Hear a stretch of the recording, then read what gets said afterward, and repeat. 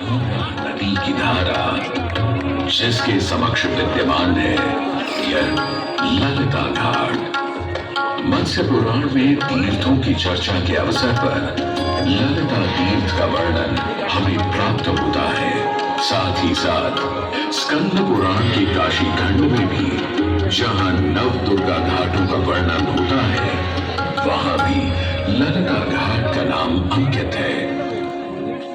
ततो ललिता तीर्थं गंगा केशव सन्निधौ तत्रास्ति ललिता देवी चिद्रक्षाकरी परा साच पूजा प्रयत्नेन सर्वसम्पत् समृद्धये ललिता पूजकानां च जातु विघ्नो न जायते। कृष्ण द्वितीयायां ललितां परिपूज्य वै नारी वा पुरुषो वापि लभते वाञ्छितं पदं स्नात्वा च ललिता तीर्थे ललितां प्रणिपत्य वै लभेत् सर्वत्र लालित्यं यद्वा तद्वानुलभ्य च लभेत् सर्वत्र लालित्यं यद्वा तद्वानुलभ्य च। गंगा नदी के तट पर स्थित है ललिता तीर्थ, जहां क्षेत्र रक्षा करने वाली दुर्गा रूपी ललिता गौरी का निवास है, जिनकी सभी श्रद्धालु सर्व प्रकार संपत्ति लाभार्थ पूजा अर्चना करते हैं। इस घाट की सबसे विशेष बात यह है कि यहाँ शिव के साथ शक्ति के दर्शन भी श्रद्धालुओं को मिलते हैं। घाट के ऊपर गली में मां दुर्गा को समर्पित देवी ललिता का मंदिर विद्यमान है। साथ ही साथ यहाँ काष्ठ एवं ईंट से बना राज राजेश्वर मंदिर भी स्थापित है। भगवान शिव को समर्पित काशी में यह मंदिर नेपाल के पशुपति मंदिर का प्रतीक रूप है। वर्तमान में सुशोभित यह ललिता घाट पूर्व में 3 भागों में विभक्त था। दक्षिण दिशा की ओर से चले तो नेपाली घाट, ललिता घाट एवं राज राजेश्वरी घाट। इनका उल्लेख सन 1931 में मोतीचंद्र जी ने किया था, जहां नेपाली घाट एवं ललिता घाट के पक्के निर्माण का श्रेय नेपाल के महाराजा बहादुर शाह को जाता है, तो वहीं राज राजेश्वरी घाट के निर्माण का श्रेय सिद्धगिरी जी को जाता है। कालांतर में नेपाली एवं राज राजेश्वरी घाट ललिता घाट में ही समाहित हो गए।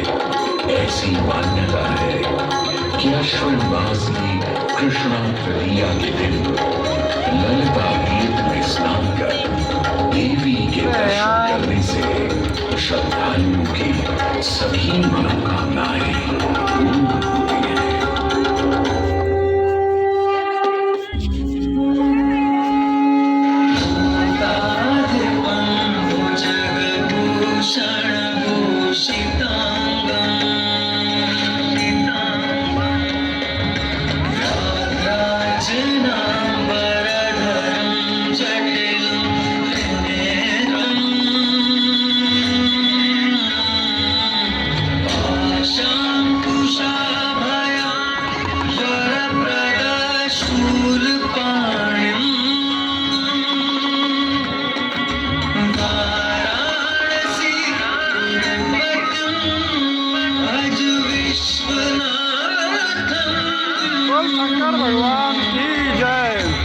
जो सभी जीवों के स्वामी हैं, जो सर्पों को आभूषण के रूप में धारण करते हैं, जो बाघ की खाल को सुशोभित करते हैं, सूर्य, चंद्रमा और अग्नि उनके 3 नेत्र हैं तथा वो जटाधारी है।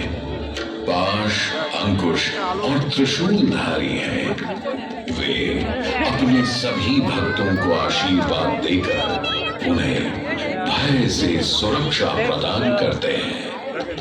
ब्रह्मांड के स्वामी एवं वाराणसी के भगवान श्री विश्वनाथ की हम वंदना करते हैं। बोल शंकर भगवान की जय। मैं हर हर महादेव। काशी, वही काशी जो स्वयं भगवान शिव के त्रिशूल पर विद्यमान है। सृष्टि के प्रारंभ में महादेव ने जब पृथ्वी पर अपनी दृष्टि डाली तो उन्हें एक भाग चमकता हुआ प्रतीत हुआ। उसी भाग को भगवान शिव ने काशी का नाम दिया।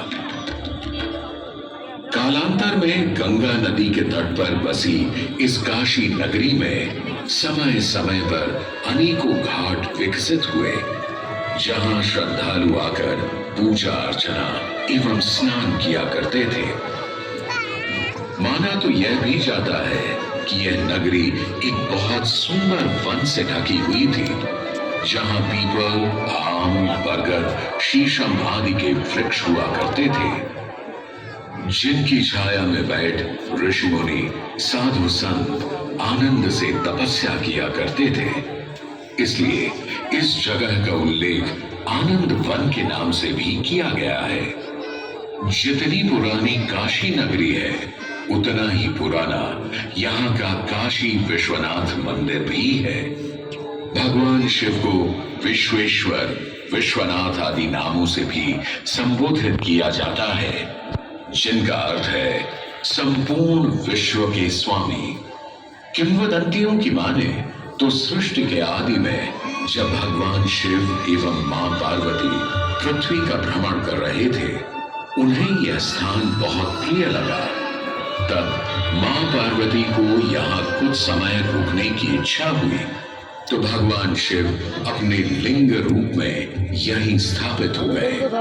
तभी से 12 ज्योतिर्लिंगों में इस मंदिर को विश्वेश्वर मंदिर के नाम से भी जाना जाने लगा, जहां भगवान शिव और माता पार्वती सदैव वास करते हैं। सदियों से इस पवित्र नगरी ने अनेक ऋषि मुनियों, तपस्वियों, धर्म गुरुओं आदि को अपनी ओर आकर्षित किया है। आदि शंकराचार्य एवं मंडन मिश्र ने इसी मंदिर के प्रांगण में बहुत समय व्यतीत किया।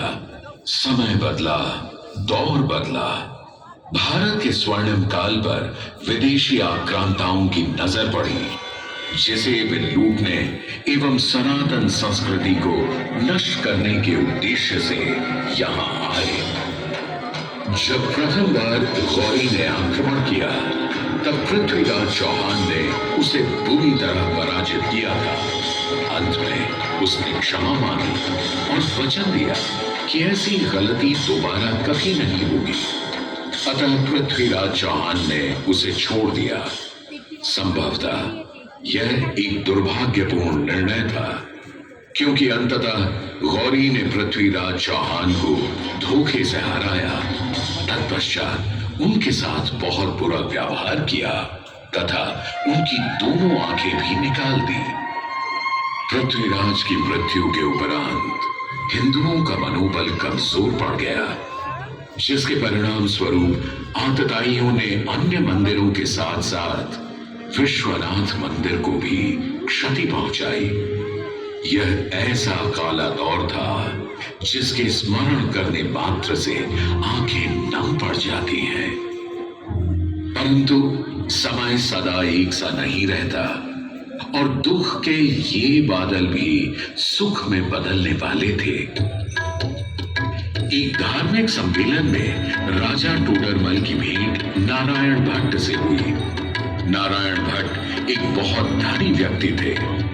दोनों ही धार्मिक इंसान थे और नित्य प्रति भगवान की पूजा अर्चना करना अपना परम कर्तव्य समझते थे।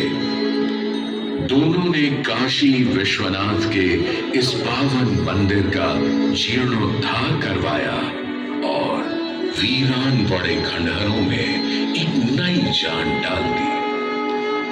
16वीं सदी में संत तुलसीदास ने यहाँ रामचरितमानस की चौपाइयों को पढ़ा था तथा संत एकनाथ ने भी यहीं पर वारकरी संप्रदाय का महान ग्रंथ श्री एकनाथी भागवत लिखकर पूरा किया था।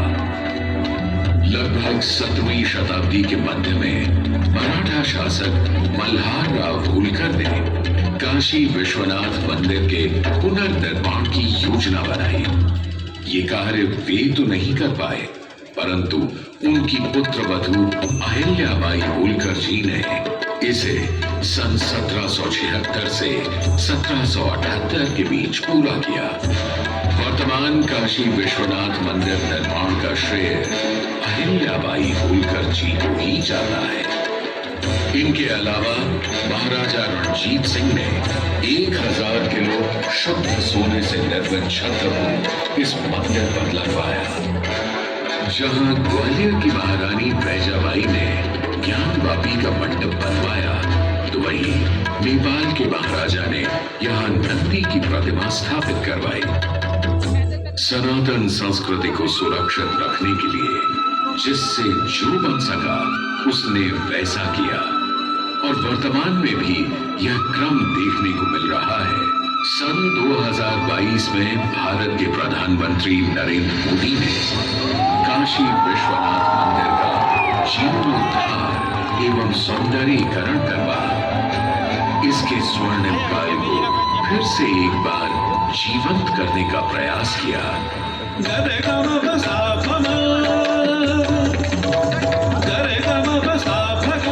भगवान शिव को समर्पित काशी विश्वनाथ का यह पावन मंदिर सदियों से करोड़ों श्रद्धालुओं का प्रेरणा स्रोत रहा है और सदैव के लिए रहेगा।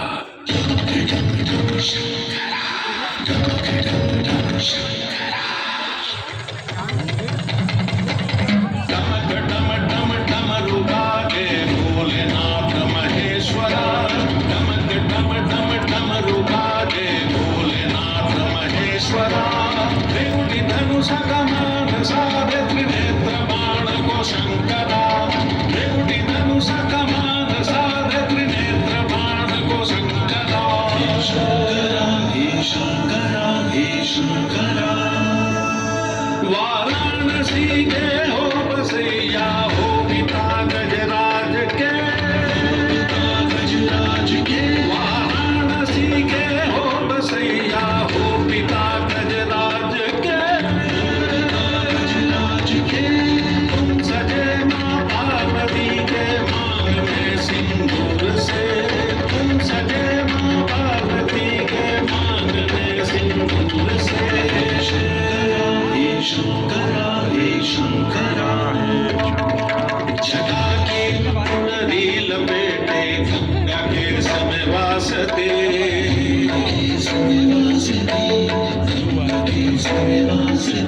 जटा की पुनरी लपेटे गंगा के समय वासते।